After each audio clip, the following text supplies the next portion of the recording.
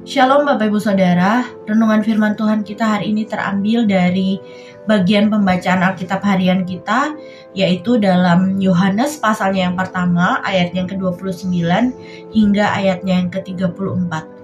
Dan judul renungan kita adalah Anak Domba Allah yang menghapus dosa dunia.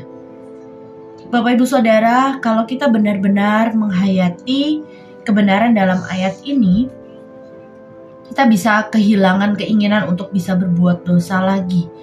Karena ketika mata kita tertuju pada Yesus, Sang Anak Domba Allah, kita akan melihat betapa penderitaan dan pengorbanan Yesus sebagai sesuatu yang begitu berharga karena telah menghapus dosa kita.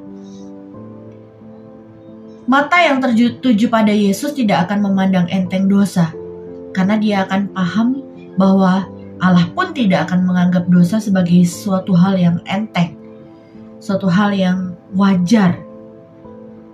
Nah, Bapak Ibu Saudara, dialah Yesus, Sang Mesias, Anak Domba Allah yang telah menghapus dosa dunia, termasuk dosa kita. Dan kalau kita ingat bagaimana penghapusan dosa kita itu dicapai dengan begitu penuh pengorbanan dan darah yang harus tertumpah di atas kayu salib, maka saya percaya kita tidak akan bernafsu lagi untuk berbuat dosa.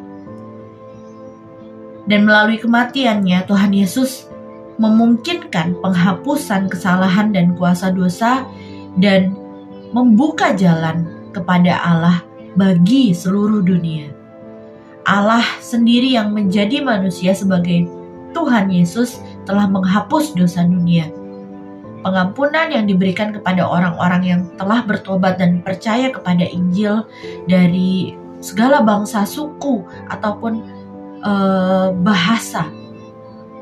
Dan korban-korban persembahan dalam hukum Taurat hanya merujuk kepada dosa-dosa bangsa Israel untuk mendamaikan dosa-dosa mereka. Tetapi Anak Domba Allah di perjanjian yang baru dipersembahkan untuk menjadi pendamaian bagi dosa-dosa seluruh dunia. Hal ini sangat membesarkan iman kita tentunya. Sebab kalau Kristus menghapus dosa dunia, tentulah Ia juga akan menghapus dosa kita juga.